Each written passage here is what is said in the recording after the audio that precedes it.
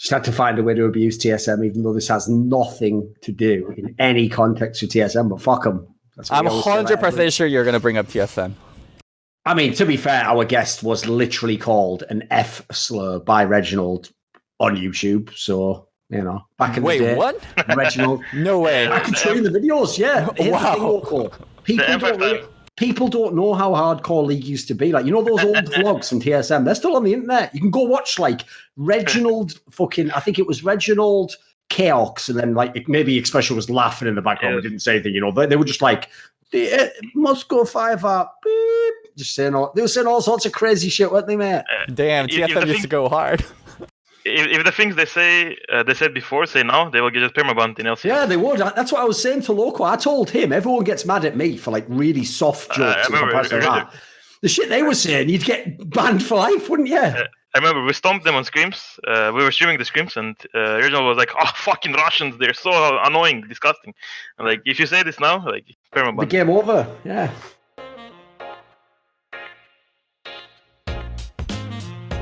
Hold on 1 second. Just turning my fan on.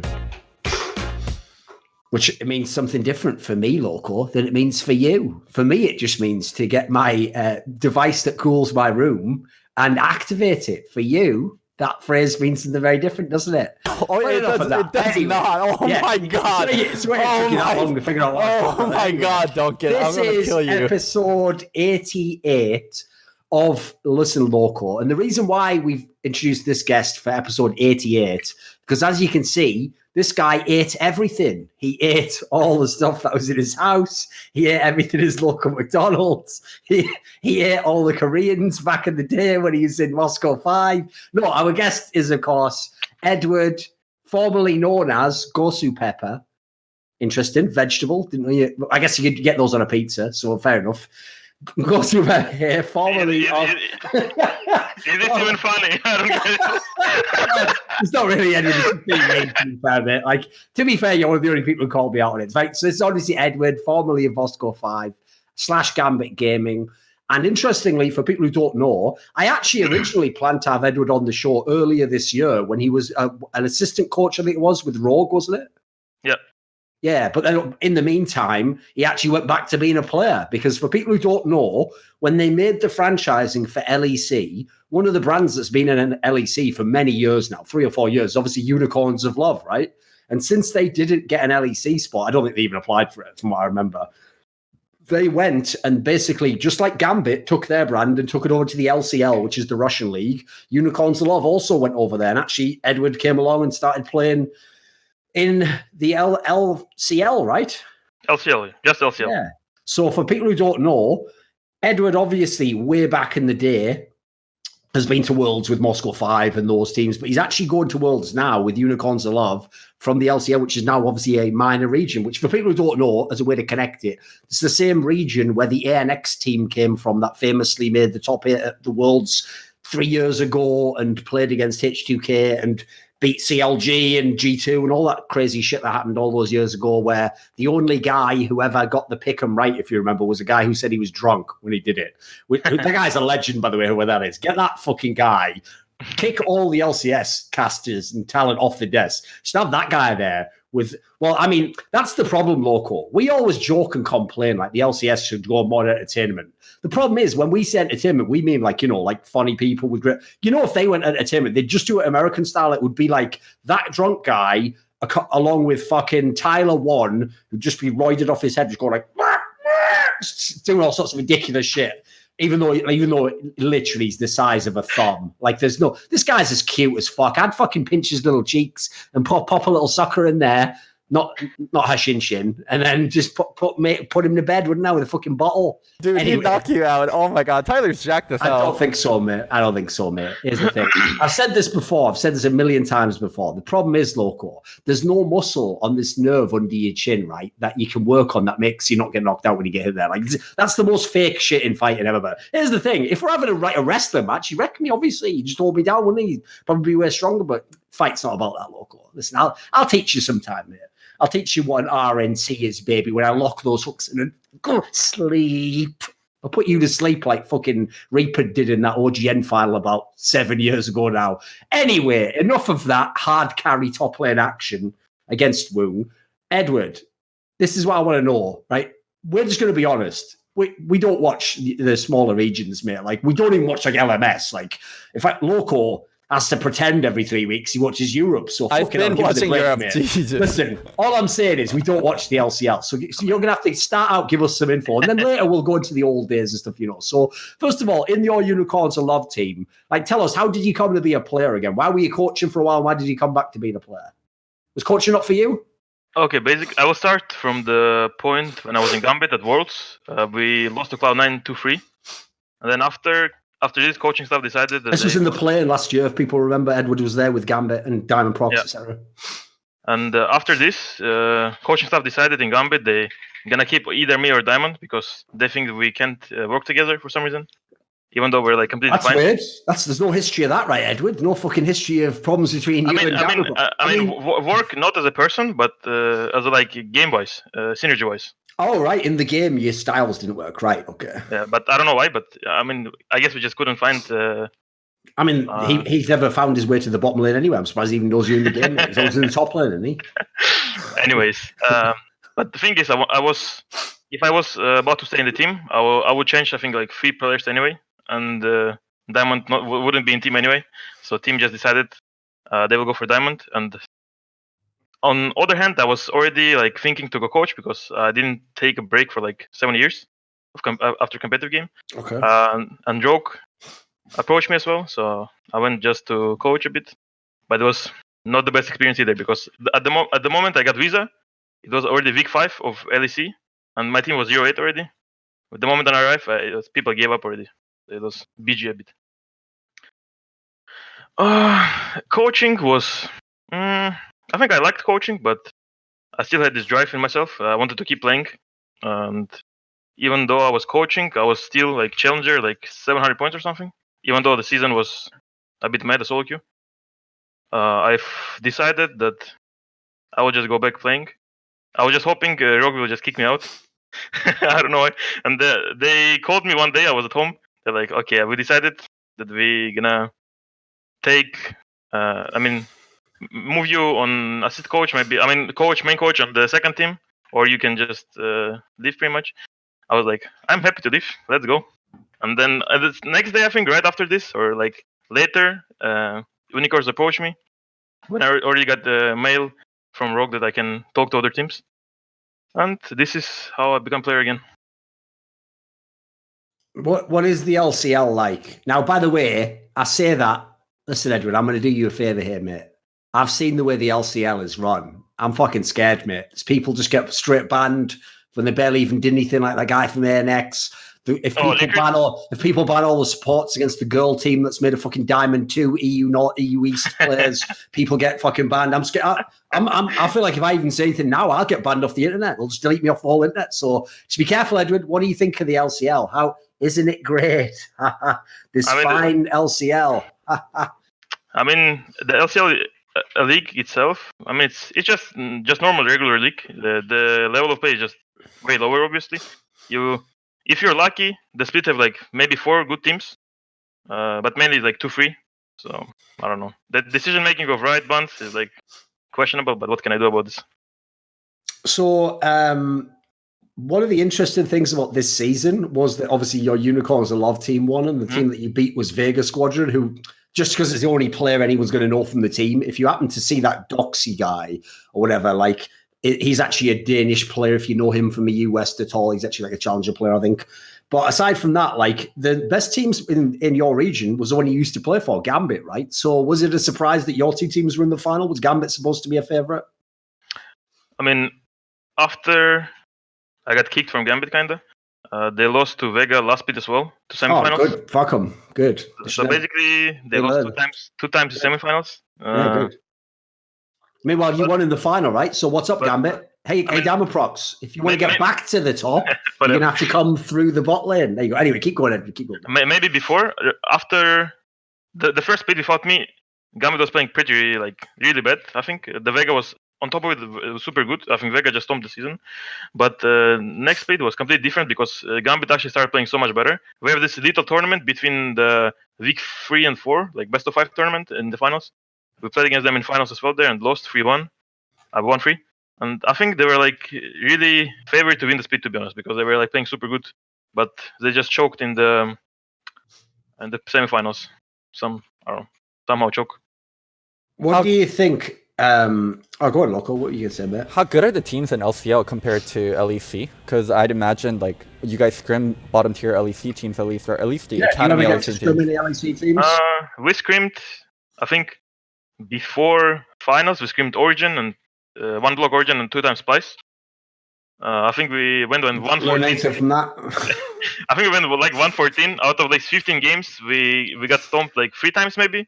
1 time we won, and then the other games were like super close. Like until 25 minutes we maybe have a lead, and then at some point we just threw the game. So I wouldn't say like they one-sided, but the score said itself.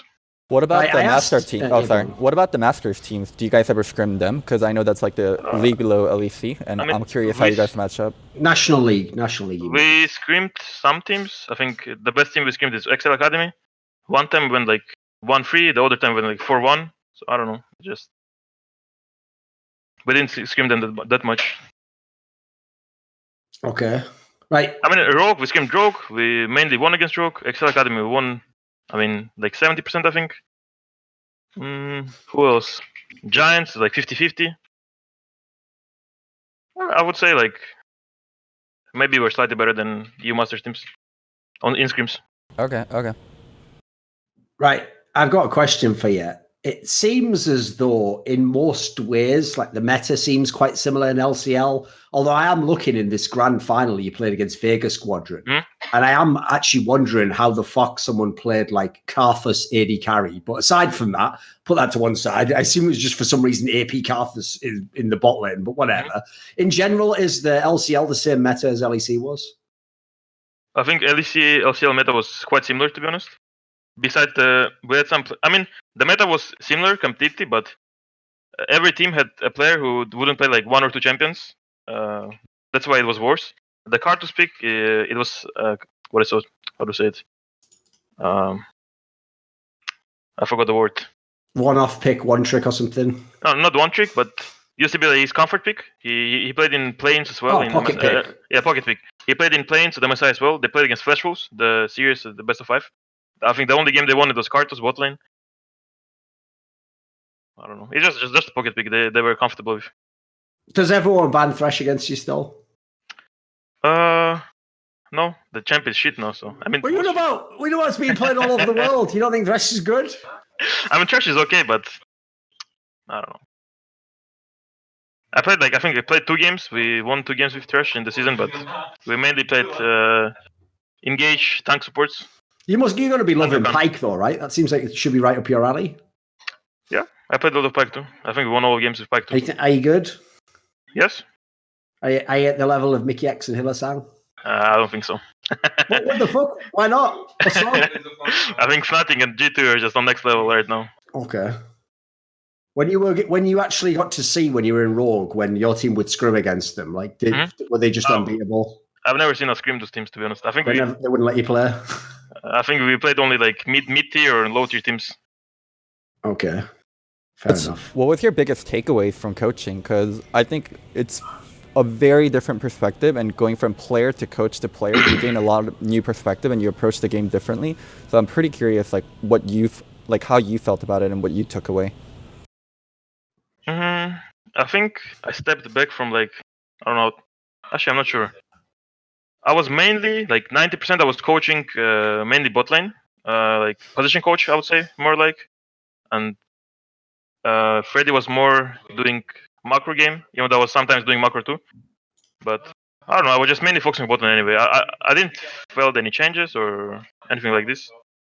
Even after I went back to playing, maybe I was a bit open-minded, a bit more open-minded. Right, Loco, I'm making the executive call here, mate. I think we just instantly start diving into the past and going into all the fun shit that people actually want to hear about. Because here's the thing, right?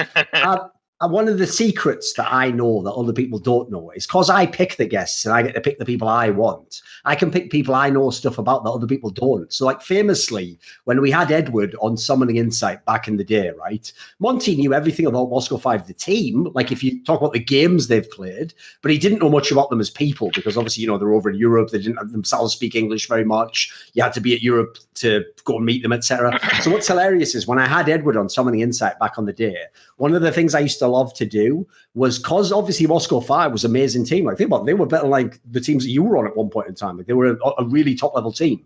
People used to do that classic thing where, when we had the episode with Ender and he said that it's very easy for casters like to watch a team fight, and then when someone's the best player after the team fight, you make it sound like, right, look, and he calculated here, he would dodge here first, draw him in, and then he would go like all these impossible moves that they clearly didn't do. They just reacted in the moment, and they made a great play. Well, basically, the problem was Monty had done exactly that. He thought that like Moscow 5 must have like all in-depth understanding of like fucking like recalls and stuff. And what he actually found out, which I just kept prompting Edward to tell him, was like that they didn't do any of that shit, Loco. I'm talking any of it. Like, I'll give you 2 examples that'll blow your mind. Think about how good Moscow and Gambit 5 were, Gambit Gaming and Moscow were, right? They literally, Edward in interviews used to literally say that he himself didn't time when the enemy's flash in bot lane went down. And when someone said, but why not though? Wouldn't he get an advantage? And he goes, nah, if he has his flash up, I'll just kill him. And then if next time he has his flash up, just kill him again. And then another one, this is another mental one. Remember, these guys were the best team in the world, Loco. At the same time that Blaze and Floss, right? This is the other one that's more mental than anything. Right? One of the most basic things in League was that you have to know when the enemy top laner's teleport is up, right? Darian didn't even time his own, and he wouldn't tell them. And they would just go like, right, Darian, come in now, we need a team fight. And he'd go, nah, TP's down, and just walk off in a lane. I think this is a pro-level team. I'm not sure about second one, by the way, because in season 2 there was no TP at all at top lane. That's true. This is season 3 I'm thinking of there, Gambit game. Maybe season 3, but I don't remember it. It was back when he was like making people ban Warwick and all that good shit. So what a ridiculous team. Edward, when you think back now and you think how pro the game's gotten and coaching and all the things people have to be aware of, doesn't it seem crazy that your team was the best? You were kind of like rock stars, right? Just doing wild shit. I think we were doing a lot of things people do now as well in the teams, but we wouldn't understand that it's the things makes us win. I think it was just like this. The timings are, we were timing sometimes, but it was like not the... Like maybe 5% of times. Yeah, it's boring, innit? Just kill him. Who gives a fuck? Timing's for losers, mate. Yeah, some Poindexter with the fucking clock. So when we coexisted as players, when I was playing and when Edward was playing, I remember our team, like, we were so meticulous about timings. Like, we would time flashes, we would time our ganks off of flashes. Like, we would do a certain level 4 gank, level 3 gank to make sure they have flash down at 6. Mad like for timing everything. So when we would do that on purpose. We would ask for certain routes so we can get a gank at level 4, and then when they come back at level 6, they won't have flash. Like, we would do stuff like that, and we'd be very meticulous. But yeah, like Moscow 5 Moscow 5. Yeah, they existed as Moscow 5 first. They were the best team in the world, apparently, without doing any of that. They would just do whatever the fuck they wanted. Those ballers. Still semifinals, final 0-2-0-2 Korea. That's why I say though, Loco, in a way, the part that's cool is like obviously they really were like rock and rollers. They were just like the rock and rollers who were like partying all night, like fucking just wake up like some groupies in it. Then they come in all hungover and just start fucking jamming out with some epic performance and just fuck off again. I think in the past, it was so much about like people innovating and people figuring out stuff. And once you figured out stuff first, like you would be so ahead of other people. There's another support named Mistake. I'm trying to remember the Taipei guy. Taipei Assassins. Yeah. TPA. Yeah, TPA. Yeah. So he he did his runes in a certain way, and he overly bought Wars and Pink Wars, and like started Fairy Charm, and he had just such a head start on everyone, and no one really copied because there wasn't really replays there wasn't sites like Game of Legends or like OP.GG. So once you innovated, and even if you played in a tournament, people would be slow to pick it up. So yeah, if you got an edge on people, you'd be able to keep that edge forever. I've got a story for you, Loco. There's this little scrub kid. He looks like someone like you. He's so frail and small and cute and helpless that if you saw this guy, you would think someone on the street was asking you to give £1 a month to keep him alive or something. He's called Lost Boy or something. Just this little kid in Korea, and he once became considered one of the best support players in the world. And a little story for you: he used to actually have some rune pages, for example, on his signature champion Lulu called Gosu Pepper. True story. True story, right, Edward? MedLife had the same. There you go. See, they were learning from the real master. Exactly. He was the Phantom Menace in fucking season 2. Everyone thought fucking Mad Life and Lost Boy were the true. I remember they would just Count Dooku, and he was fucking Sidious. I think we were playing some IM tournament. I think it was Katowice or the Hanover one. I picked Sona because it was my favorite champion, I think, or like one of the pocket picks. And MedLife picked Blitzcrank into me. I went full HP runes and full armor. Bought Ruby Crystal. I was like 870 HP level 1. He was like, after game, like, what the fuck? I can't even hook you. Like, I won't kill you. Like, he was so confused what to do as well. And you were like, yeah, just learn. Just learn from me. That's all you can do. Right, the runes were like, before you could do so much with runes, like, people won't expect. Now, you have same stuff always. Yeah, what do you think about that actually, Loco? Because obviously that's one thing that Riot very heavily changed over the last years, but especially obviously recently where there are no more. You don't buy rune sets anymore. Everyone just in theory has access to them. What do you think about that? Because that's something I know back in the day. A player I often talked about that with was Froggen, because he would have like his own very weird runes he would run on Anivia and stuff. And he always used to say the same thing as Edward. He actually said he thought there was loads of room to innovate, but just that people didn't do it because everyone just goes and looks up the most popular rune page and copies it, right? So do you think it was good to take out the set that they had before and bring in just the generic mode? What do you think? So in terms of like game design wise, because you can't check on runes, like you can check what stats people have once you walk into lane and once you click them, but you really can't tell what stats they have like loading into the game. So it is a really weird. They can cheese you and do weird shit. Sure. It's a weird and it can be a weird and an unfun feature in terms of game design, but in terms of pro play, yes, they left a lot of room to innovate and a lot more flair for people. Like you could rune differently. Like you could come up with your own things that people don't know about and get like a surprise on people. So there was a lot of value to it in pro play, but I can fully understand why Riot took it away. The main thing is like, for example, you pick Alistair, right? Like you 100% know this guy's gonna aftershock. Like there's nothing else he can take. Like it's so useless. Like it's so boring.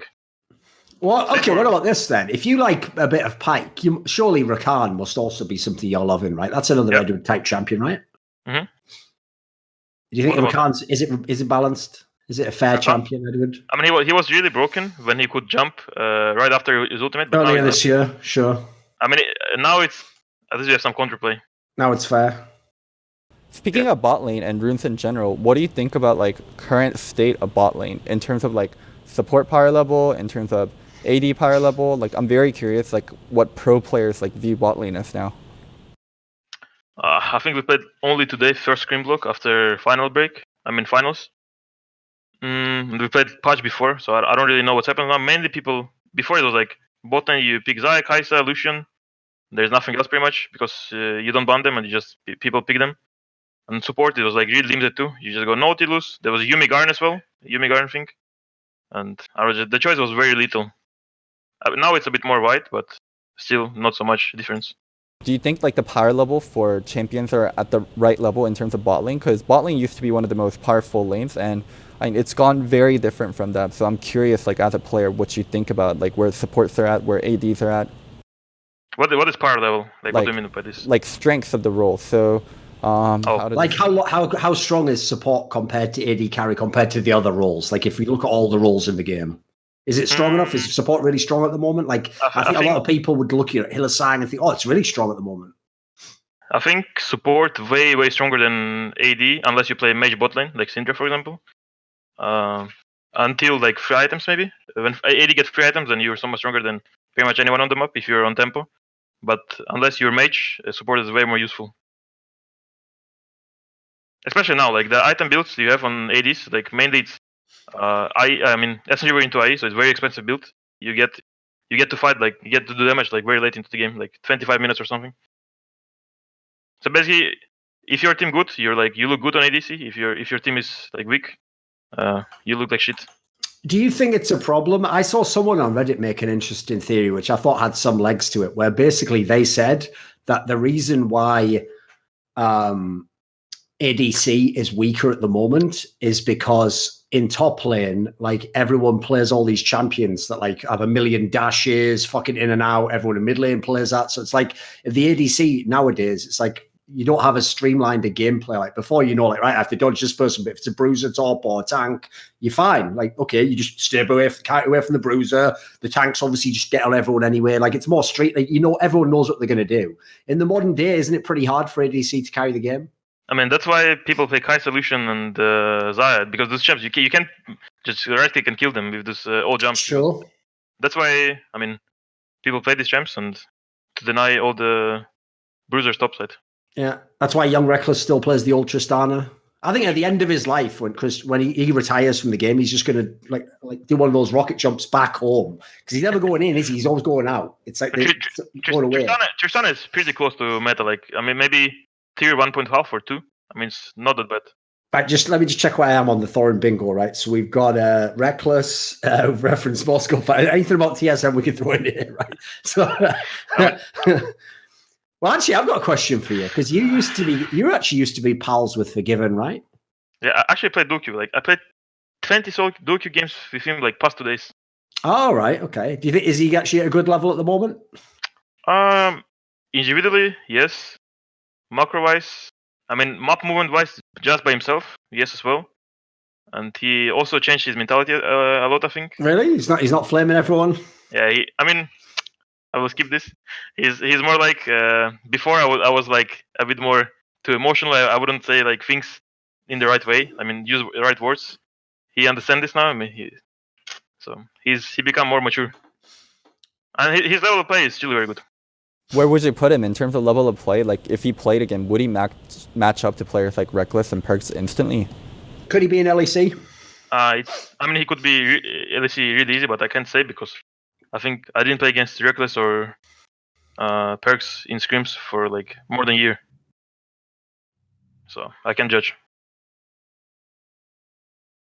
Well, I mean, for example, if you get out Perks from the G2 and put Forgiven there, like would it be much worse, like on paper?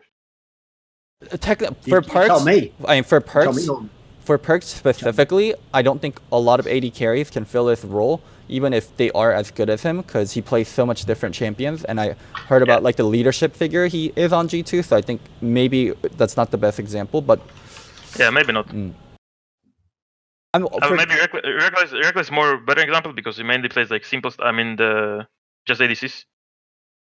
He had only one off top pick, like Garen. He played Karma as well, but that's just because... Yeah. I think he can be... He's easy LEC level. What do you think teams' viewpoint on Forgiven is? Like, even if Forgiven is LEC level, there also has to be okay from teams. There also has to be interest in teams, and there also has to be teams like willing to deal with the baggage and willing to take him on. Like, do you think... I genuinely don't really talk to LEC general managers, so I have no idea what their viewpoint is and how open they would be, and also how open the players on the teams would be. I have no fucking idea. I think I'm not the right person to ask this. It's just guessing, mate. It's just guessing on that. I think any team that have a choice to take like random solo queue player, or just a player who never achieved anything playing for a few years, or Forgiven, just take Forgiven. He's gonna do damage in team, like in team fights always. What do you think, Doran? Do you think teams will be open? Not terms of skill level, if he was good enough and he could be a top tier. I mean, as I already revealed on the Summon Insight I did with him, he actually had offers, including from Rogue. That was a team that literally had an offer for him. He just chose not to take it for whatever reason. Again, not really worth getting into. I suppose it was some personal shit with the team for whatever reason. And then he also had offers from America, Golden Guardians. I can't remember if CLG was one. There was 2 other ones. I know maybe 100 Thieves. I think would logically be a maybe Clutch could be one. Yeah, they would go there because obviously they got Cody Sun in the end. So he had some offers. They weren't super duper mega ones necessarily. And this is the real issue, is that for a normal player, if you get 4 offers, you just pick one, don't you? But because he's forgiven, he found a way to not take any of the offers. Because with some of them, he was like, I don't want to do a trial. And then with the one from Rogue, it was like some weird shit that I've referenced before that Veteran said, where he like wanted someone fired in Rogue or some shit like that. So who the fuck? Maybe it was Edward. Maybe he was like, if that fucking Edward guy's there, I'm not coming. Get him to a minor region now. Get him out. And then they got rid of him, and they were like, nah. He's like, I'm not interested. Actually, I'll stay retired. I mean, League in general, the community, and especially like the general management community for League of Legends, like the team side, they're extremely ageist. LS talks about it all the time in his tweets about how like this like 24-year Korean guy got like declined despite like him being really good and him being like really high up in Challenger, like a 21-year-old guy like just barely making it in. And then like Freeze like always talking about, oh, people think I'm like damage good, people think I'm too old. Like just the League community and like people that make those decisions are extremely against people with age. Yeah, that's true. So actually, you're pretty decent mates with Freeze back in the day, right, Edward? I mean, yeah, I played with him a few games as well recently. Are you still hanging around with him? Because I know he's trying to get back at LEC, right? He's often telling me that. I mean, he's still playing good. I think recently I played Duke with him. He was just whining whole game. I just muted him during the game. I was like, keep playing. But he's still very good mechanically.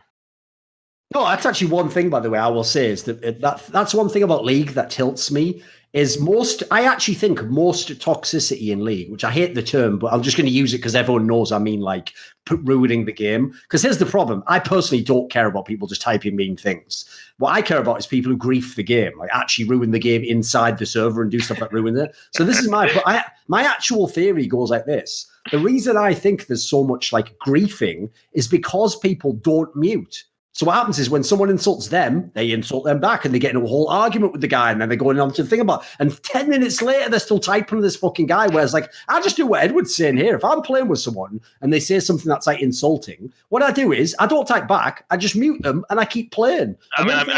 One thing I learned years ago from CS actually is a lot of people will type something in frustration, but they haven't completely given up on the game yet. They'll still play. They still want to win the game. They're just annoyed that you made a mistake, or they think you did anyway. So one thing I learned years ago, and this is obviously something which is great advice, but everyone listening right now is going to give some shithead reason in the Twitch chats why they won't do this. Like, I shouldn't have to do that. And if you just mute people and just play the game, you will actually not have the same griefing problem that you do normally. Half the problem is just that you engage them and they're arseholes, you're an arsehole to them, and you make it worse. It gets worse and worse and worse and worse. That's why the real irony is, if Riot ever cared about League, they'd have just told people to mute years ago. It'd say on your screen, like, maybe you should mute him. Like a fucking, have that little paperclip cunt from old Microsoft Word, bring him back again. Have him I see that I will dominate is flaming your ever-loving soul. Maybe you should mute the cunt. Just mute him and then you fucking keep playing. Look, he is trying desperately to win because he never got on TSM.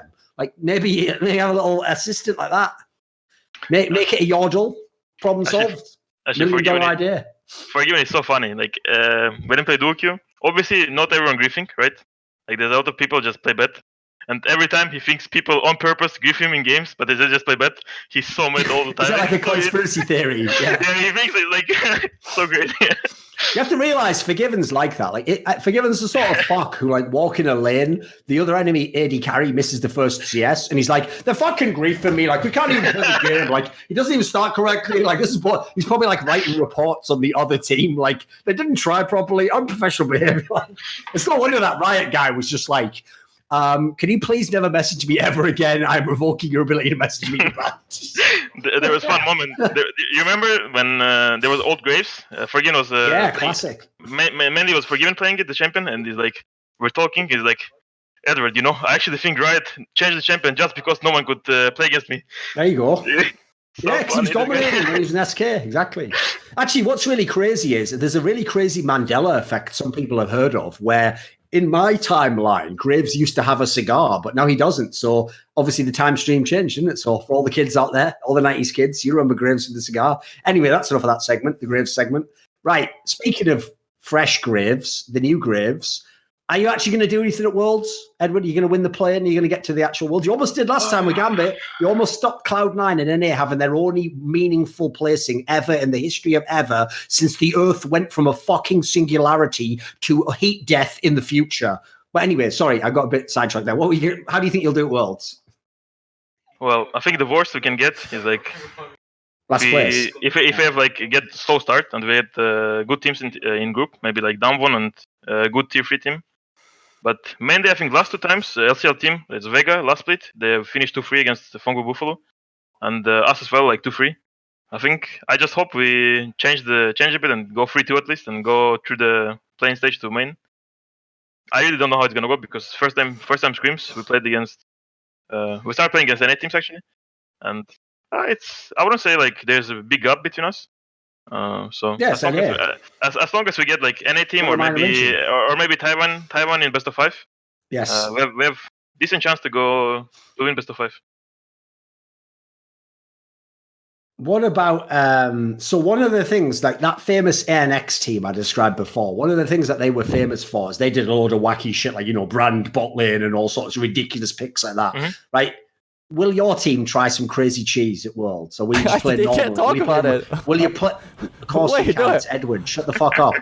Will you do some crazy shit? Will you show something? I'm not saying literally tell us what it is, but will you do some great, or will you just play standard and beat everyone straight up? I think there's gonna be 80% standard, 20%. There you go. 20% some of that cheese, that Gouda shit from coming out straight out the Netherlands. Nice. We're not very standard. We're not very standard team, so we're gonna be some epic picks, I think. If you played the NA teams before and you also played potentially the other play-in teams and you know about wildcard regions better than us, do you think there's a chance that Clutch doesn't make it in through play-ins? I mean, there is, yeah. How big of a chance? It really depends what group they go. For example, if they go, let's say they go group with us, and let's say we go first, and then they go second, and if they have to go best of 5 against Damwon or Spice, there's like really high chance they lose. Or all the way around, if we go second and they go first in the other group, the easy group, and we meet. I think there's okay chance. I wouldn't say like they have to be worried about planes. They should not think it's easy as fuck. Because I was shocked when C9 went 3-2 versus Gambit like the year ago. Because I didn't watch any of the minor regions, and C9 was still one of the better teams in North America, and they're still one of the ones always performing. And they did ramp up, and it seemed like play-in was like a kind of a like them underperforming. So I'm curious how much the minor regions have leveled up compared to the major regions, because every single year the gap gets closer and closer. I think right in Gambit we were a team that tried to play more standard. I think we would either win game slow, either lose it fast or slow. And right now I think we're a team that maybe 70% time stomp the game. Like we're some kind of like Moscow 5 style. As you say, like we just never go back, only forward. We just don't let the team breathe. And on the other hand, we just get stomped. So like, I think even in finals against Vega, we had like first game we go 14-0, like 20k lead. It finished like 20 minutes. Then third game, I think everyone like 0-8 in the team. Like we get hard stomped as well. And then after this, we just stomp fourth game and fifth game as well. So as long as we know like what we're gonna play. Very important us to know what we're gonna draft. If we know what champions are gonna play, and we have like a good chance to perform. The sad thing is, I'm not surprised. I know the way League is set up and the fact that Russia and CIS region is its own minor region, don't play with Europe, etc. Because actually, I don't know if you know this, Loco, but League is actually the game that collectively is the least relevant for CIS region. Like in CSGO, they've had people who've literally won the major before, some of the best teams ever. In Dota, like literally one of the best teams for the last 3 years was a team that was a CIS team, the Virtus Pro squad. Obviously, had Navi back in the day. Like all these other games, Russia and CIS region is always really good because for people who don't know, there are tons of people in those countries. Like, I think Ukraine has something like 60 million people. So like there's a lot of people in that region and a lot of them play games as well. So the thing with them is like they actually should always be the dark horse region in games like League, etc. because there's loads of skilled players. So you might think to yourself laughingly like, oh, it's just some minor regions. Like, mate, There's hundreds of millions of people there. For all you know, there isn't literally, but there could be some like fucking caps level player who's just Russian and he just plays in the LCL. We just wouldn't know it. Like there isn't, as I'm saying, like the eye test doesn't say there is anyone right now, but I wouldn't be surprised ever if like Russia had like a really good team that like could rep again on the international scene. It's just at the moment, I think what fucks them is they're just in their own little region. They don't play with Europe, unfortunately. Is it because Russia loses players to PUBG and Dota and Counter-Strike, like, and League just isn't top there? I think Dota is way bigger than League. The problem of League in Russia that if League, if for example, there's 100 million people and like 99 million gonna play Dota and 1 million gonna play League. There's a problem. I would say, believe it or not, Loco, even though Counter-Strike was also very big in CIS region, I think Dota's even bigger than Counter-Strike because I always noticed like the Dota pros seem to be the ones that got the most hype from the crowd and everyone thought were the most legendary and whatever, blah, blah, blah. So I also will say, to be fair, Dota and League are also games where, in theory, you can have more mixed nationality teams, unlike Counter-Strike, for example. So that's actually something we should ask you about, Edward. So obviously, originally, you and Diamond Prox still used to play in the what's now the LEC, but was called the ULCS, even after the rest of the Gambit team split up. But famously, the reason why you had to leave was the rules changed as to how like visa status worked in Germany. And like at the time, you couldn't get the papers together to prove that, you know, had made enough money and all the stuff to get the visa approved. Is all that stuff still the same? Like in theory, could a Russian player come and join LEC now if they were good enough and wanted? No, it's the same, legit same. Only reason I was able to work in Germany because I finished my master's degree and bachelor. Right. So basically I had a high degree and I applied very much as a coach and I finished psychology. So basically it's kind of connected maybe a bit, coaching and psychology. I had to go there and you have to have the minimum salary as well. So maybe you know the Zanzar, the Origin jungler. You guys, he played in the guy played the Gauntlet. Yeah, he's Russian as well. But only reason he could play because Riot didn't count the Gauntlet as a LEC, so they allowed him to play. Okay. Otherwise, they wouldn't let him play as well. I mean, to be fair, it looked as though Origin didn't even count the Gauntlet as League of Legends. They didn't even fucking put any effort in, did they? Whatever. They played that like it was they were the fucking Washington Generals and the other team were the Harlem Globetrotters. What a fucking joke. I mean, they went 2-3 with Splice, and then Splice stomped Schalke. So. Indeed. I think if they won Splice, they would won Schalke as well and go Worlds. So. I'm curious why Dota, going back to like the original question from before, I'm curious why Dota is so heavily dominant in CIS, because like when League first came out, Riot was extremely aggressive about all regions, like playing League of Legends. And I'm sure they marketed like crazy in Russia also if the player base is that big, and I'd imagine monetizable. Like why is Dota supreme as a MOBA in Russia? I don't know, just people mainly played Dota, and the Warcraft 3. After Warcraft 3, they all moved to Dota 2, and League appeared right after. I mean, League got a bit more popular in Russia after the International 2. So at the moment, I think it was already way too high prior, and all the Dota players who played Warcraft as well, they say, if you play League, you're gay, and all the kids are like, okay, I'm not gonna play League then, I go Dota, you know, and overall shooters as well more popular than the MOBA games. So I think even PUBG have way more population in Russia than League. Yeah, you PUBG, have to realize, like, Loco, let's be real. First of all, CIS region, just like with Counter-Strike, has been playing the same games forever. Remember, Dota literally came out in 2003 or something mad like that. So it's already entrenched in the scene. It's not like, for example, like obviously a lot of people didn't ever play Dota as an esport normally. But even more than that, like he just said there, just look at the way the two games even look in terms of atmosphere. Dota is like all these like harsh characters in like a fucking cyberpunk world with like axes and like blood and stuff. And then League's like all the yodels and shit. Like it's like fucking a Madagascar movie or something. Like it's like some shit that you'd let the little kids play while they're waiting for a McDonald's order. Like why is anyone like not like why is a grown up man going to finish work, come home and go right off you go to bed, darling. Good night. Daddy's going to play his game now. Playing fucking Bard minigame. I'm just going to pick up this car. Like, are you fucking kidding me? I want to play games. I'm not a child. It's not Farmville. What is this shit? It's garbage, isn't it? Even though behind that, Loco, we all agree this is a game with depth, skills and stuff. It does look like pure garbage on its surface. As a side note, that's hilarious because everyone in Korea, or everyone within my team, MIG, we used to play Farmville all the time between our queues. In real life. In real life. We would whine to each other because you could go to the castle and like mine each other's rocks, and then Reaper would always steal my rocks, like because he would play during like 2 a.m. and I would go to sleep early, so when I woke up I wouldn't have rocks to mine in my farm. See, that's actually how Loco originally got in with all the e-girls, because he was just like, hey baby, you want to see my farm? And he had like some plantation level shit like, well, howdy there, little lady. You want to go on Loco's property here? So have some lemonade on the porch. Like, giant farm. Fucking what a loser. But by the way, in Korea, Dota is getting more popular as well, right? I think SKT took a Dota team as well. Heard. I never heard about that, but fair enough. Well, in Korea, like games like Dota and Fortnite, because like our culture is really strong, it's really hard for them to go into it. Like, I'll give you like tidbits about talking to like high schoolers and middle schoolers. So I have cousins that are on the younger side. So people in Korea, way back when StarCraft was popular, there would be something called they would know, every class would know who's their best StarCraft player. And when like a new kid moved in, or like there's like a war between like the class 1 and class 2, like they would play their best StarCraft player would play the class 2's best StarCraft player, and then like you would like the best StarCraft player in your middle school would play the other best StarCraft player in like others' middle schools. So like that thing is huge.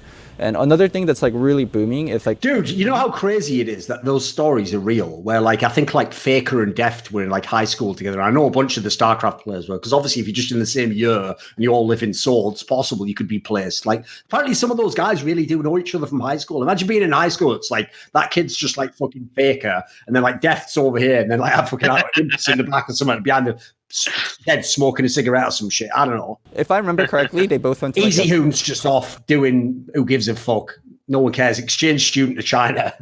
If I remember correctly, they both went to a tech high school, so a super high chance, like a lot of them were prepping to be pro gamers. And then like Def used to post on Facebook, you know, I was never the best player in my high school whenever I play League of Legends. And everyone's like, why? And then he's like, because I used to go to high school with Faker.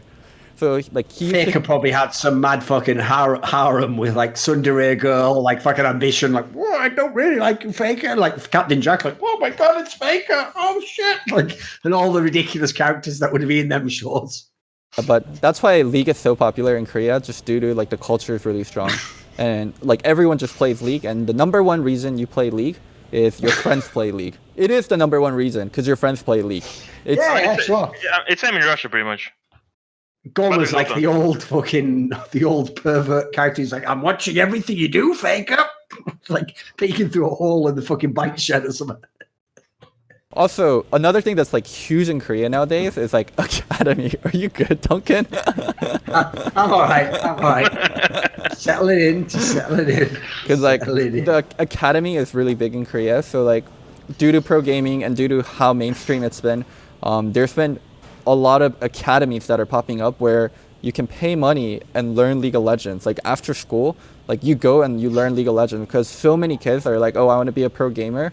And parents have been more open-minded about kids being a pro gamer, but they don't want their kids to be a pro gamer if you're like Hearthstone Gold something. Are the people who teach you good though? Are they like challenger players or something? So a lot of them are low-tier coaches, like they're low-tier challenger coaches. So they used to be on challenger teams and they go to it, or they're like old-school LCK coaches and that go to it. So they are like, they can teach you. Like it doesn't take that great of a coach to teach like anyone below, let's say Diamond 2 or even like low challenger level. So like I think Loco, wait a minute. Loco, weren't you a coach in LCS, but your heart's stuck in Diamond 2? So like I haven't played in a while. What you just said makes you sound so bad. No. You can't coach yourself out of Diamond 2. I think it was Diamond 5 anyway, but fair enough. Diamond 4, there's no more Diamond 5. Oh, my bad, my mistake. Diamond 4, right? Just saying nowhere near Diamond 2 though. So anyways, parents want to send their kids here whenever they're like, oh, I want to be a pro gamer, because they can actually test and see if they're good enough to be pro and like they actually have kind of the skills and the dedications, or they know like, oh, my kid's just fucking around. There's no way like he has a shot at being pro. Like I sent it. Here's what you do, Loco. If you really want to test if your kid's like gifted at League of Legends, you send him along to this guy. It's kind of like they made a movie of him, actually. He's this like weird, eccentric teacher that teaches you. It's kind of like the movie Whiplash. It's called LS, aka Last Chance. Right? You send this guy along, and when you go there, what he does is he's just like super harsh on you. Like you go in the game, like you spawn, you're on the fountain. He's like, you don't fucking run around in a circle like that. Like Deft would run in like a segmented line. He'd stop. Where's the function key? It's like, you should be looking when the minion comes up with its base. Like Faker always checks that shit. And he's like, not quite my tempo. Annie, fucking bitch. Just goes, imagine like how abusive that guy was. LS would be amazing in an esports version of Whiplash. Would be amazing, wouldn't he? Be the perfect character for it. He would, but it would scar the fuck out of the kid. Oh, it would. Yeah, it'd be mad disturbing, wouldn't it? Imagine someone actually just going fucking ham like that. Do you know LS actually, Edward? Have you ever been mates with him or anything? Not really. Do you know of him? Have you ever seen him on shows or anything? I've been moderator on his chat actually, and Twitch. Oh, I mean, I never talked to him really that much. So. I don't know his personality. All right, fair enough. Do you know his viewpoints on the game? He's very polarizing one way or the other. Well, put it this way, people in your region would think that he likes to play League of Legends. I mean... It's not all joke, but it did work. It's not all joke. Whatever. Leave that one there, Edward. Let's not get in trouble anyway. Just a joke. Just a side joke. So just an in-joke, mate. Don't worry about that one. Anyway, here's a question for you, Edward. Is in your team, I don't know some of the players in your team. Who is the best player in your team? Hello? Hello. No, you're still here, mate. You're still here. We can hear you. I think I did see it. I didn't hear like last few. Oh, don't worry about that. Who's the best player in your team? I don't know your teammates. Who's the best player? In my team, mid top jungle. They're same good. All of them? Really good. Mid top and jungle? Probably behind him right now, Duncan. I'm watching the show. They can't speak English, mate. Keep going, Edward. Come on. The reason, I think this is like new generation of Russian players that I really wanted to work with. I mean, they were playing. I think they played like 3 splits before, but they were like just learning, and now they actually start playing super good. The things I like the most, like they're not scared to play aggressive.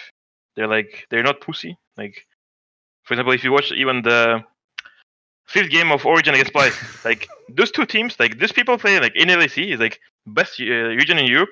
Yeah. And they have Zed, and then he farms like for 30 minutes doing nothing. Like I have no fucking idea. Like, people just do nothing. Like don't take risk, and these people guys will take risk and win you games. That's what I like about these people. And they all 3 of them have like same mentality. That's why I think these 3 people players are the best. It's not more about like pressing buttons or like understanding game. Their mentality is super good. Do you think then Russia, I guess they will never have the player base if you guys are losing majority of your player to Dota, but do you think is the region getting better and better every year? Like, are there still more has a pretty good player base as far as I know. I think it's like the Russian VK is like a Facebook Russian Facebook page of like around 500k followers, and only like 100k of them would follow the esports. Right. Okay. So it's like, I don't think it's that big. Nah. I think for a reason to be good, you need player base and you need money. I mean, you need player base and infrastructure, but basically infrastructure is usually money. So regions like Vietnam, they have the player base. They're the 2nd biggest server, and they're getting money poured into it, and more people are investing into Vietnam. So that's the reason I'm watching really closely, and I do think it's going to be a serious contender later and later down the line. And Russia, I didn't know had that insane of a player base, so I thought maybe they would during the course of the show, but when you guys talked about like how little they can utilize them, how little you guys can utilize because they go to Dota and not many people watch esports, I guess it's not really going to happen. I mean, it's mainly money problem, because if Origin had money, like obviously there won't be a female team that they just give no money basically and let them be a PR. Like obviously they would just hire players and try to win a split. Yeah. And basically 4 teams always, like 4 or 5 teams in LCL is just they go into split and they know they're not gonna win because they're just such a way worse players. And yeah, exactly. They never could have won. Yeah, and the organization like know this as well, and they won't pay much money for No. maybe better players as well, because it's still a gamble. You can't have 5 good players, because most of them just go to the best teams. Do you guys lose players to Turkey a lot? Because I know Turkey is a minor region with a lot of money. So No. I think there's not a single player who was in Turkey from Russia. Okay. Even though some of them got asked to go there. So you just referenced earlier, like some players in LEC you're not a fan of. You talked about a certain Zed that was just farming. Shout out Nuke Doc. Who played like a little bit of a pussy. I mean, it's not about team. It's just the team. No, just as a team. Yeah, exactly. Yeah. The whole team. Fuck the whole team. Origin. Fuck them all. Right. This is the question though, Edward. Who do you like in LEC? Like, who plays aggressively like you? Like, who's your favorite player in LEC? I won't say a player, because I don't think there is. I like the way G2 play. They would always take fights, even the losing ones, and make them winning, because they know what they're doing. That's M5 style, right? Some people compare them to M5. It's similar to what we've done before. Fnatic is trying to do the same, but a bit worse. They're just same, but a bit worse. Yeah, sure. And other teams are just same shit, like similar, nothing special. Yeah, nothing that great in the rest. I'm with you on that one. I mean, there's obviously good players, but it doesn't matter what team have good players. Like right now, a game is so team dependent. Like you can have 10 fakers in one team as a best performer. Like, and if the team doesn't play good, like the player is not going to perform anyway. Because one of the reasons why people contrast G2 style with M5s a little bit is because, like you said, like constant fighting, but crucially, like, they obviously can't plan out what they're going to do, but the way they play off each other is just so like instinctive, so great, which obviously your team was super famous for, right? Yeah. That's why the joke is, you remember the famous line, Loco, was like, see hero, kill hero. And people thought that was a joke. What they thought was happening there was that they don't speak enough English, or they're just being, like witty by saying that. No, the point was they didn't need to communicate. I've made this point many times before. If you really understand someone, you don't really need to ask them, do you? They know what they want to do. You know when this guy wants to go in, or if he goes in, if I follow up, he'll keep going. Like once you have a real understanding like that. That's why I think one of the things that they got right in Moscow 5 that they figured out a long time before everyone else is, I think all team games are about establishing a core. Like that, you might still have to change a player, or maybe you even have to change 2 players. But once you find 2 or 3 players who play together really well, you want to keep them together as long as you can. Because if they stay together for 2 or 3 years, imagine how amazing their team play will be 3 years in. Whereas if you change players every year, you could get the best team, but it's way more of a gamble, in my opinion. I mean, some would call it developing a system, but that would also make some orange t-shirts. A lot of people in orange t-shirts and black t-shirts would be extremely upset. Yeah, exactly. I think the best thing about G2 is it's not like they perma fight. They always know when they're stronger than enemy, and that's why they have the see hero kill hero. Is the same way in M5. We would never go aggressive position unless we know that we're gonna win fight or just win a skirmish. That's why like we had this see hero kill hero, because we always, when we see hero, because we're aggressive position already, we know we're gonna win. That's why we perma fight. It looks like we perma fight, but we don't. It feels like this from the side. I get what you mean. You're like, you look like I'm fighting now, but I'm not. It's like, well, are you all right? You maybe I am. What does it look like? But I'm not. That sort of fucking mind games is that like? All right, Darren Brown. Oh, I wanted to ask you, like back when you guys were really dominant, how did you guys view Korean teams? Like way back season 2, even like season 3ish. Like how did you guys view like Korean teams? Because I think season 2 Korean teams were like really shit. Season 3 height of Loco's career, but never mind. I mean, even the season 2 wars. Like, you can remember, like the second best team, like who played finals, it was Azogo with the who was in roster. I don't remember. The replacement for Loco, yeah. It was MedLife, Wung, Rapid Start, Shy. This was second best team, but they were like so shit compared to us. Like it was disturbing that we weren't in finals because we lost to TPA before. Like there was zero chance the Korean team would win TPA. Like zero chance. Like I knew who was gonna win already when there was final. But season 3, like Korea got like miles higher. They actually started playing so much better. And I remember season 3 Worlds. It was. You weren't there. That was when Voidal went instead. Yeah, I think I left, but I was still watching. You were in Curse, yeah. I was talking a lot with Alex as well, and I was talking about what they think about Korean stuff, and they were respecting Korean teams already a lot because they see that they play good League of Legends. See, Loco, he actually copied your swagger, mate, because Loco came as an import to try and be a sub to play in NA at the end of 2012. And you tried, Edward, in the middle of 2013 to come. You played for Curse with my boy, who I think the ADC was actually Cop still at the time, right? It was the guy who's a coach now. Cop, Have you actually enjoyed being in NA? Was it fun to be in NA? I think I came to NA a bit wrong time. Too early. Yeah, too early. Too early. You need to come a few years later, mate, get all the money. Yes. You came when it was just okay money, right? It wasn't the big bucks yet. It was the same shit as Europe. Yeah, you haven't got the millions yet. Too late. Too late. Are you still friends with Diamond? Yeah. Maybe not friends, but we're just close comrades. I would say. So comrades. Sure. Yeah. We're very good, yeah. Yeah. There's something about old friends, like especially in League, because your life is so different from other people. Like I still talk to people like Lustboy a lot. I still talk to people like Cornstyle a lot. I still talk to Mad Life time to time because there are certain experiences like once you have together, like you can't share it with other people. So you just stuck talking to your old friends.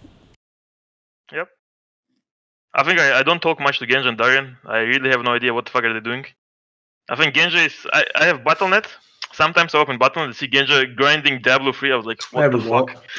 Here's the thing. The thing about Genji is, even though I don't actually know where he is, I do really. I know somewhere out there in Masters/Plat, there's an account that's probably playing like something that doesn't exist yet because it's only going to be meta 4 years from now because Riot devs actually like use remote viewing to view alternatively what Genji's doing, and then they try and reverse engineer the game to fit what he thinks is correct. And that's the meta 3 years from now because he's actually the only he's the Kwisatz Haderach actually Loco who has like the ability to fold space and time inside his mind and understand that actually Randu and Zoma on Corki was the correct build all along. No one else knew that, but it actually was the best build all along. Because what you do is you do the Randu and Zoman as you do the package forwards. That's the move. So if you want to learn a few things about AD Carry, look up that account. It'll be called like Genja007, probably still.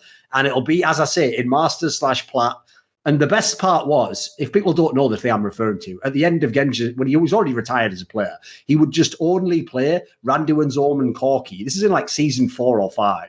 No, it was season 7, I think, already. Oh, there we go. In all roles, he would play, even if he got jungler, he would just play that and just be like, well, this is what I play now. It's like, he actually was. He became a troll, basically. Was he like a genius, Edward? Or what? Did he just do random stuff and it kind of worked out? He would never do it randomly. He would do like muffs of the. Kind of had his own way of figuring shit out. Yeah. He would do muff of builds. Like, I think he maybe like 75% of them were very good, and then 25% were very shit. But it doesn't matter if he thinks it's good and you tell him like it's fucking garbage, he will still build it and think it's good. So the one of the ones I think it was the Zephyr. You remember old Zephyr? Loco? Yeah. The one that would give you tenacity, attack speed and tenacity. Yeah, right? that one. Mm-hmm. It was also hella expensive, and he was building it. I think the tournament IM Katowice when we lost to Katie Boots, and he was building this item. Enemy team was full armor. Yes. He was refusing to build Last Whisper instead of he was building this Zephyr item, and he was massaging enemy team like, and we're like, don't understand what the fuck is happening. And then we check after game like damage, and like he wouldn't do damage. But he was like, well, you guys don't peel me. I'm gonna build tenacity and just peel myself. So he was just like revolting. He was basically like, that stupid thing people say nowadays, Loco, like if you get banned off YouTube, idiots are like, well, it's a private company. They can do whatever they want. Build your own YouTube. Like he basically took that advice literally. He was like, no one's peeling for me. Better peel for myself. It's like, that's not even a thing. Like that's something another role does. But Genji's just so next level. He was like, what if I just did it myself? Exactly. What a fucking genius this guy was. Guy was a fucking genius. Here's the thing. Genji was so next level that if Genji says something and I think it's wrong, then I have to really sit down and think very difficultly about why I'm wrong. That's where Genji's at as a player, you have to understand. It was mainly like this, actually, even in team. If Genja says it's sunny outside and it's nighttime for me, I'm just going to have to learn to walk in the dark. That's all you need to know about Genja. He is a religion, a way, an icon. I want to see Genja as a Russian icon, and I'm going to have that on my wall. I would pay for that. If anyone out there is a really good artist, I would pay for like a sick Russian icon from like the 15th century, from like the Orthodox Church, but just Genja. And I want him to have like under one arm, he has like, I don't know, fucking Door and Shield, obviously, because he has all the mad pussy starts, and he never wanted to play actually aggressive in lane. And then the other hand, he'd have to have like fucking, it would have to be Phantom Dancer if it's Genja, because for some reason he was like obsessed with like never building that item, wasn't it? Wasn't that the one he just never built or something, Edward? Which ones? Phantom Dancer, wasn't it? Well, the one he hated. I don't remember. I remember Genja was always the person who would talk the least, even after like we talk about game, like review and stuff.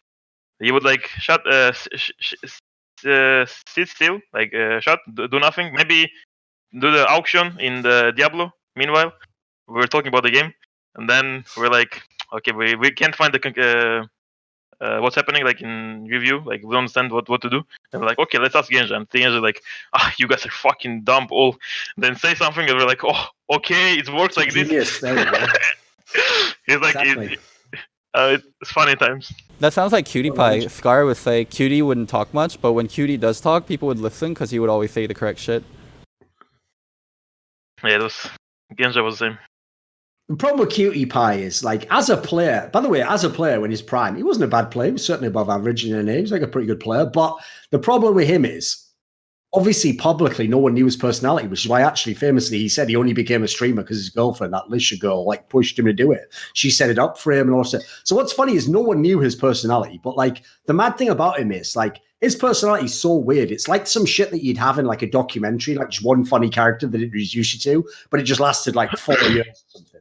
I'm amazed. Like, does he still stream League at all? Yeah, he streams League, but his viewership dropped a lot. He's at like 3K. That's going to happen to anyone. That's why I always used to tell you, Loco. Like, didn't I say this years ago? People shouldn't tell players who are at the end of their career, you should just retire. You're a big name. You'll definitely have as a career as a streamer. It's like, no. Literally every streamer from 3 or 4 years ago, pretty much, is doing way worse now than they were back then. Like, I don't think there's such a thing as a guaranteed streamer career. The problem is, it's so clearly connected with still being pro. If you're still pro, you'll still have some relevance. As soon as you stop, doesn't matter who you were. Dude, think how huge Dyrus used to be.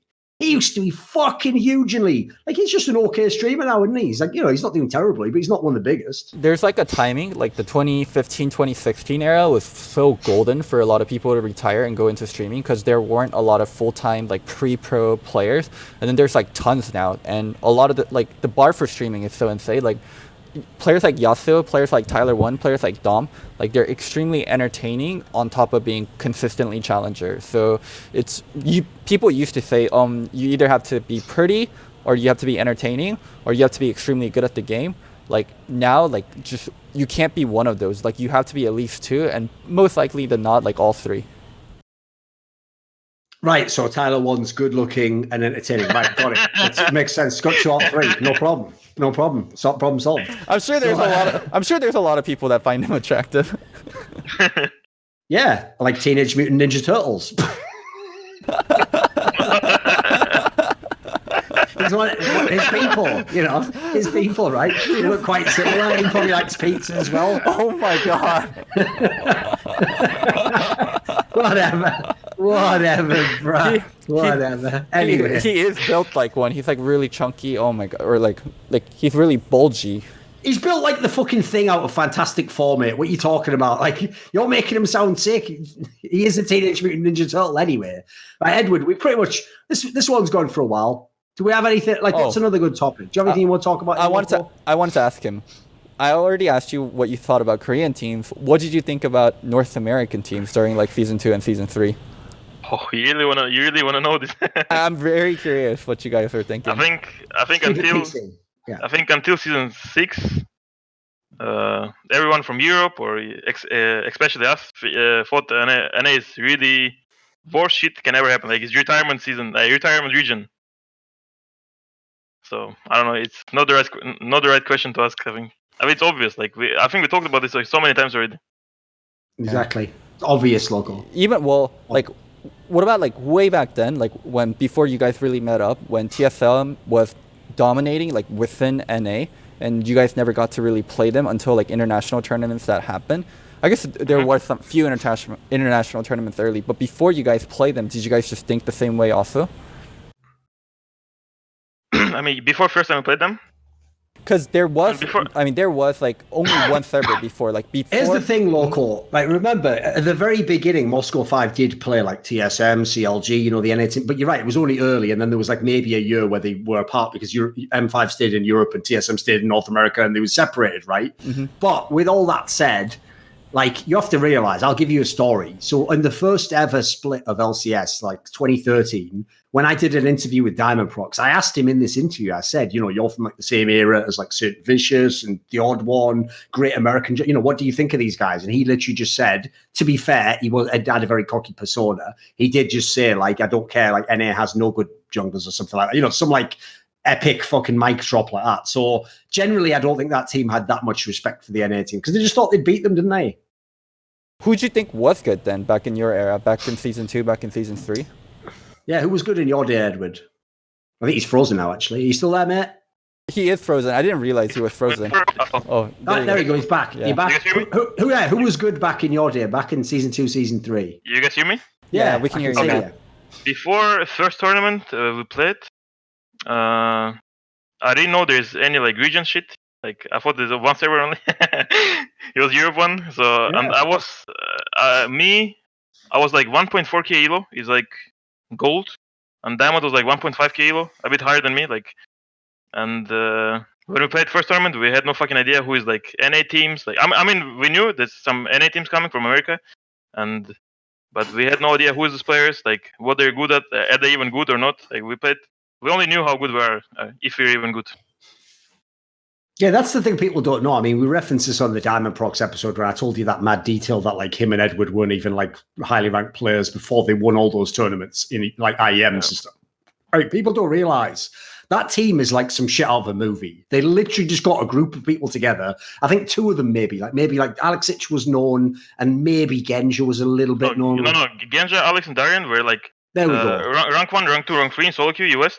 And then me and Diamond were like super giga low elo. Like if you compare it to elo now, we're like silver, gold, something like this. And we joined the team. And I think the first tournament we won, I was like 1.4k me. And then second tournament won, I was like, before it I was like 1.6. And right after this, I was like 2.9 already. Like jumped like in 2 weeks after the tournament. It was same for Diamond. That's why people don't know. That's why I say it's like movie level shit. Like the Diamond Prox one especially is unbelievable. The guy literally changed the entire position, basically Loco, for logical reasons, because he didn't know how the position was played. It wasn't his position. He just started playing it. And then as a result, what he did was nothing like anyone else. He just like, that's the key thing people don't know. He didn't sit down with like a chalkboard and figure out like, but if I counter jungled him and had someone help me, he didn't do any of that shit. He just did it. Yeah. It's like some shit of a movie. I mean, go ahead. It was mainly what we did in Dota. Like I was playing Dota 2 on Diamond as well, and in Dota you're so versatile to do anything pretty much on map. Like you go in like you're level 1 when it's like as a support. Like when everyone is like level 5, 6 already. Like for example the series against Dignitas we had when I was like Genja was solo bot lane and Urgot. He had Urgot, yeah, and you roam. It's kind of Dota style. You just let him alone and you guys go roam support and win your solo lanes. We're just played more Dota than League, I think, as a like meta. No, well, the funny thing is, though, that's kind of Edward. Let's ask you about this then, because the thing people often say this year about League is that League finally became kind of like Dota, where you have all these like mad amounts of flexes. People were playing like, obviously G2's style is nothing like the old stay in your lanes and get ahead in the lanes and then try and win the game. Like, you know, they're roaming all over the place. Like, I mean, you don't literally have like smoke grenades and stuff, for example, in this game, but you know, it's like the equivalent of some of those crazy skirmishes you see from Dota. Like people say the game is a bit more like Dota, whereas obviously you go to the middle of League of Legends where it was like the very boring Korean approach. Like that was a very different game. What do you think of League now? Has it changed a lot? Right now, I think it's I don't know. I think it's still kind of boring compared to what was it before, because I think Riot make the game super simple for upcoming players. It also touched a lot the professional scene. That's why I think it's more boring than before, but still, the level of play got, like you can basically pick any champion and play on any lane. Like before, you would like, for example, pick Echo, and you know it's gonna go mid, right? For example, now you pick Echo, it can go, I don't know, jungle, mid, top lane, anything. It's more versatile in terms of picks, but the game itself is like it's still same. Like you can't improvise much. Okay. The macro is like stays the same, like it doesn't change.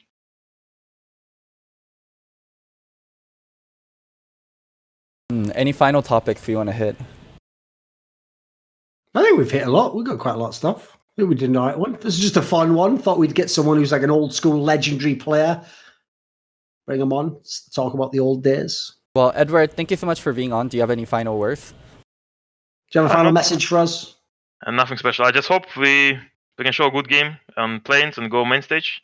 I hope a lot of fans gonna support us, and especially old ones. Of course. See you guys at Worlds. Yeah, spasiba. Спасибо. See you guys. Thanks, guys. Peace, boys.